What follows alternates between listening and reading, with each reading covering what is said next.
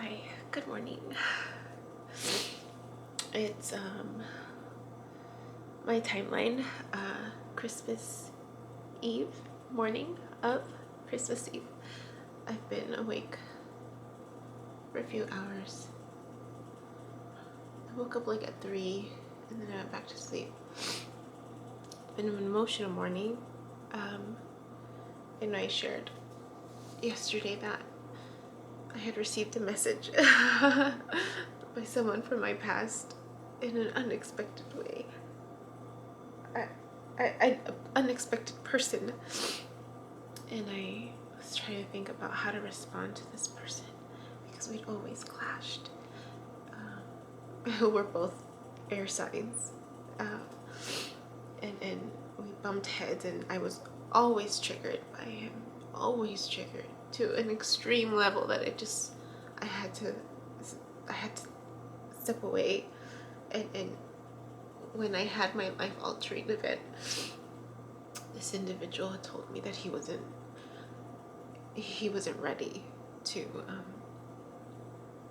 or that he couldn't really deal with it because he was just trying to survive with his family, and very closed off, closed chakra.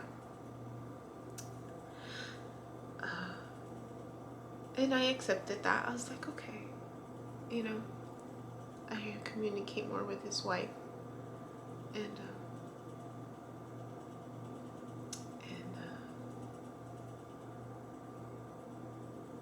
I love them both dearly. I love the family. I love them dearly.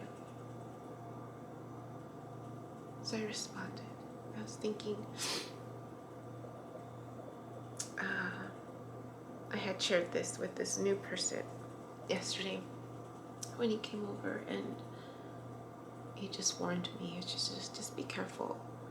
He said, because you can get sucked in, and your energy, it's just to be careful, right? Where we invest our energy, because it can be very consuming. And I started reflecting on this individual and this other individual, that sent me the message via text, and how many times I had tried before, right? Just how much energy I had poured into in the past. And then I started thinking about all the other individuals in my life where I had poured so much of my energy into. Just how much I tried and tried and tried. Forcefully, right? Trying to fix the situation.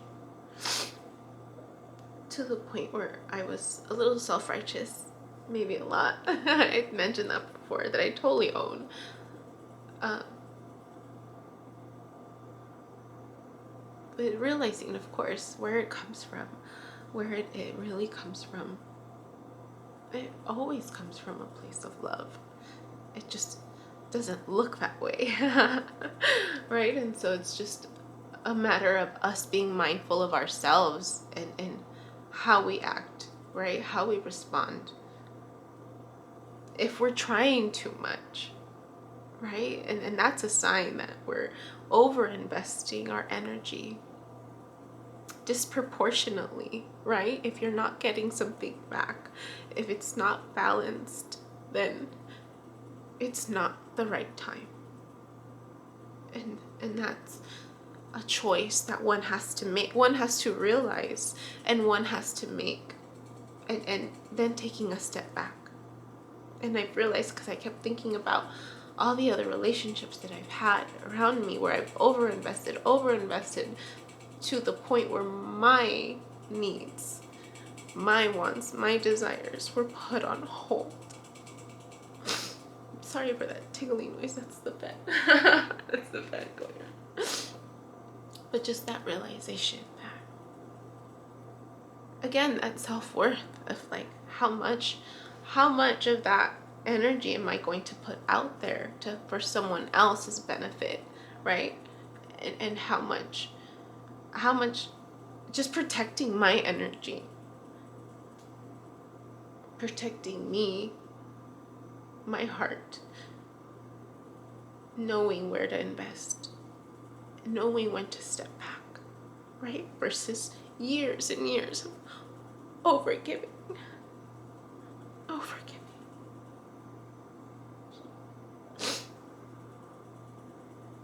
Years of overgiving. It drains you. It drains you, and you start having all these ailments. And I have a few people in mind that I think about when I think about this concept, where we overgive because we think we're supposed to, right? We think we're supposed to be these servant leaders to the point of exhaustion, where it becomes unbalanced.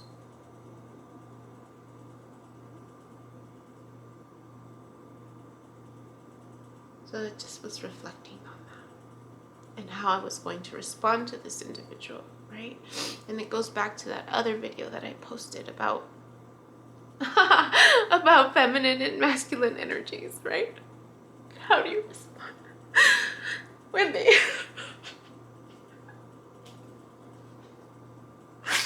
when they have that aha moment? When they have that aha moment and they come back and they say, they let go and teach me, right?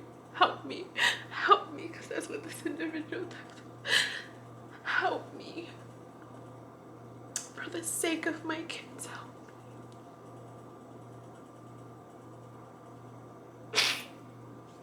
me. I am grateful. I woke up emotional again, of course, just being grateful to God, praising God for this moment that I didn't realize I had been waiting for such a long time, because I love them dearly.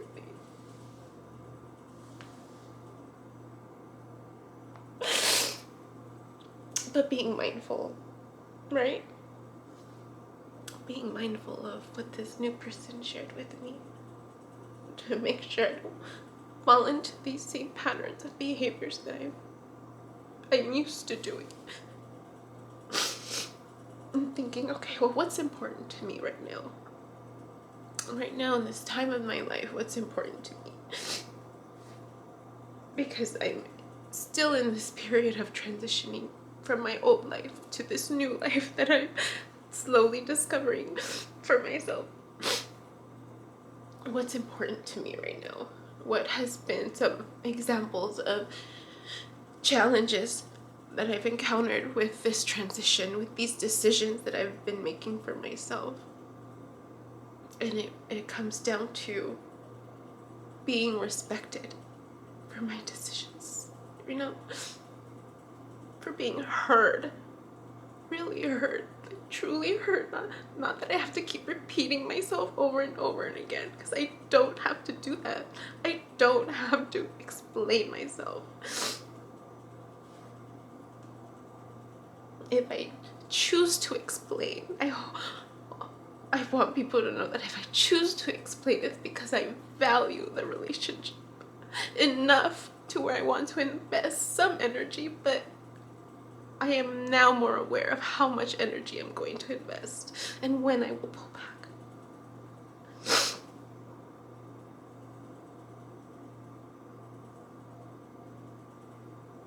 So I let this individual know, and all I ask in return is to be respected and not judged for my life choices, because I'm embracing things that people won't understand, that people will view as taboo and might continue. I mean, it just happened yesterday too with another individual.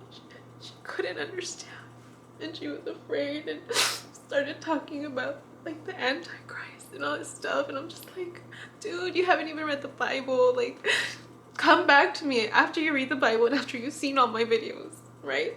Don't jump to conclusions.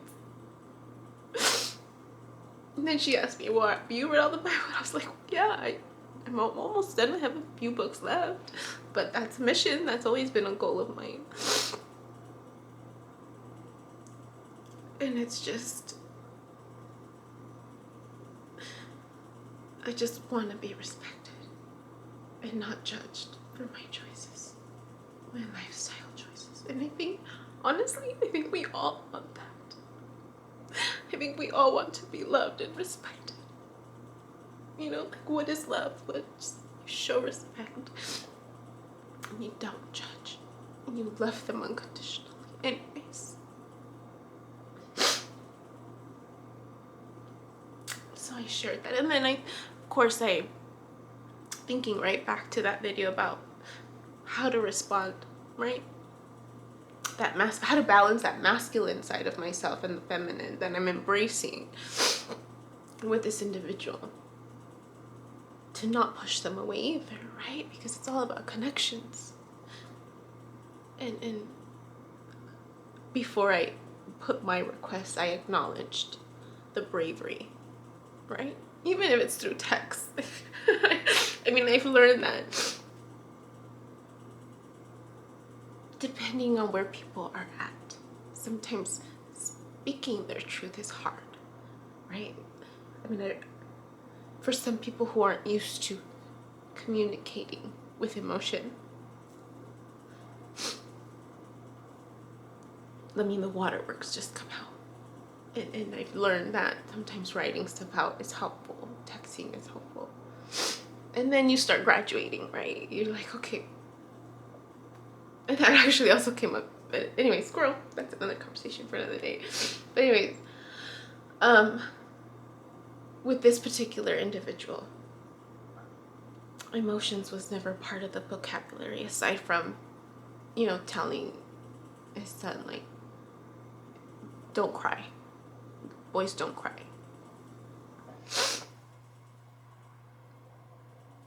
So I thought, okay, I need to be gentle, right? I need to embrace this feminine energy of modeling, right?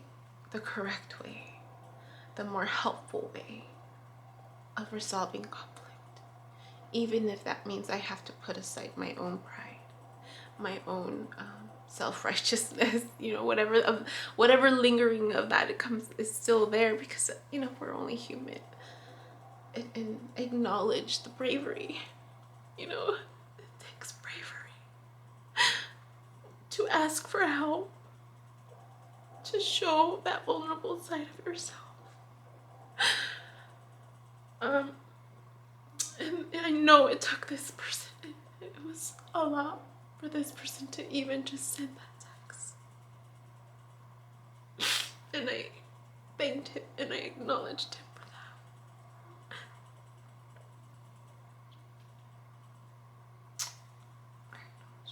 And I told him that I felt honored for him to come to me to ask me for help.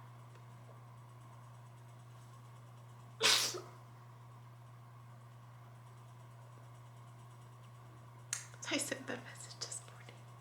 It felt good. It felt real good. And then I made my tree. I think I mentioned I didn't have time to go get a tree, my Christmas brown tree that I had hoped to get for my first Christmas in my own place.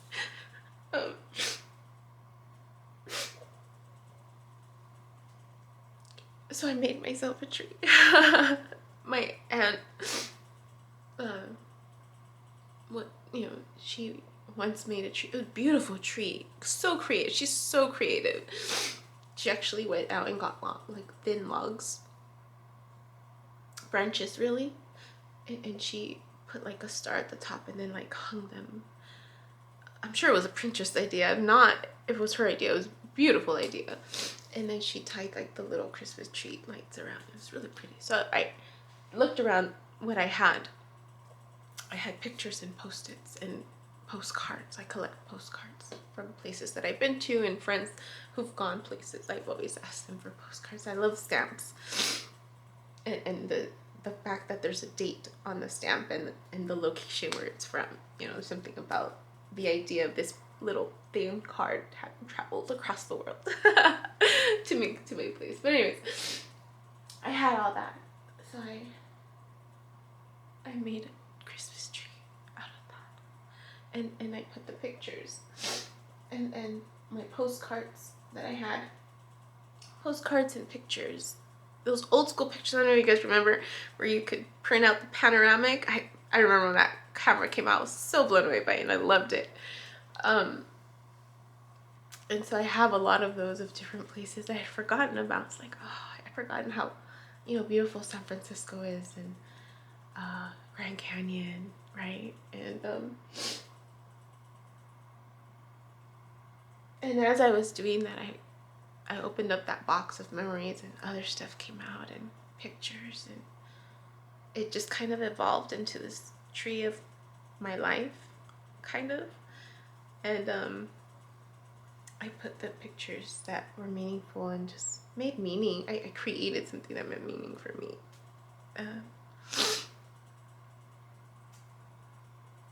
It made meaning for me. And then I thought about ornaments. I didn't have ornaments. And I had these business cards from this individual. So I only had to select a few. And it happened to be symmetrically the right amount for the bottom of the tree. Like if it were hanging off the tree. And then I thought, well, damn, I have a lot of Post-its with messages, right? Post-its with little messages that I had written down that were meaningful to me from everywhere that I'm getting information from. And then I thought about it. I'm like, well, in the bigger scheme of things, this is the voice, right? Trying to reach out to me personally, but we all have this. We all have our higher self trying to get our attention, right? If we choose to pay attention to the little signs, we choose to listen to that little voice, to those messages that resonate. If we choose to believe, and they're always there from day one. So the Post-its are a representation of that, the voice that's trying to get our attention to help us through.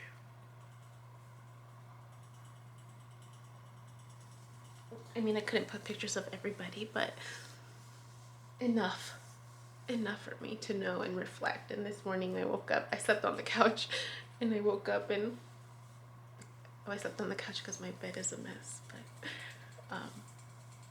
I woke up to it and I just started crying again. For the realization that despite the challenges, it really has been a beautiful life. A wonderful experience. Every moment. Despite how difficult they were. Some moments were, but for the most part, at least the ones where I had a little more control, I made sure I put my energy in people and in things where I know that I tried my best, Where I can look back and say, you know what, even though I overdid it, even though I overput energy in it, I don't regret that I did. Because that's how much love I had to give, That's how meaningful those moments for those people were in my life. And there's no shame in that.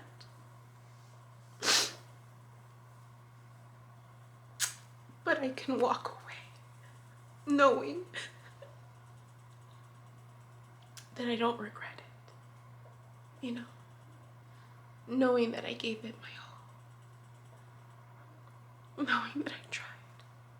I can't say I didn't try, that I didn't push through the discomfort of my own challenges to make the lives of other people better. Even if they didn't recognize it in that moment, even if I wasn't acknowledged, or not acknowledged, because I was acknowledged, but appreciated.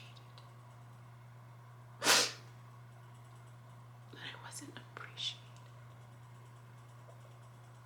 And some people did. Not to say that everywhere that I overgave, there were people who did appreciate me and acknowledged me and showed love and kindness when they saw that certain things were unbalanced. And I love them dearly. and appreciate them for seeing that,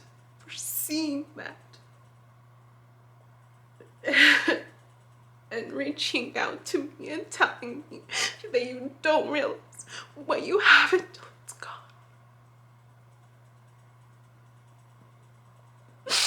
I love them, appreciate them so much, and you know who you are. You know who you are. I am so grateful for my life. It's been an adventure. And I'm ready for the next one. I am so ready. But I do need to rest. I am exhausted. I still need to finish. I have 1 week left to finish up and really honor what I've been wanting to honor for work. Even though I'm leaving, even though the universe this week was just interfering in different ways. God was interfering in different ways. I have a week to honor my commitments. I love where I worked. I love the people there, and I don't want to leave that, you know, for me, not for them, but for me. I want to know that up until the end, I did what I know I could do.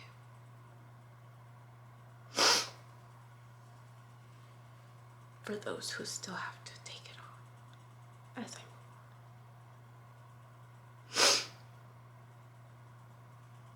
on. That's all I wanted to share.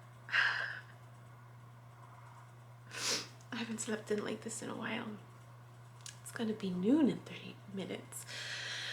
I have cookies to bake. I still have work to do, and I have movie night for myself later today that I'm looking forward to. So I hope you guys are having a wonderful holiday. We'll see.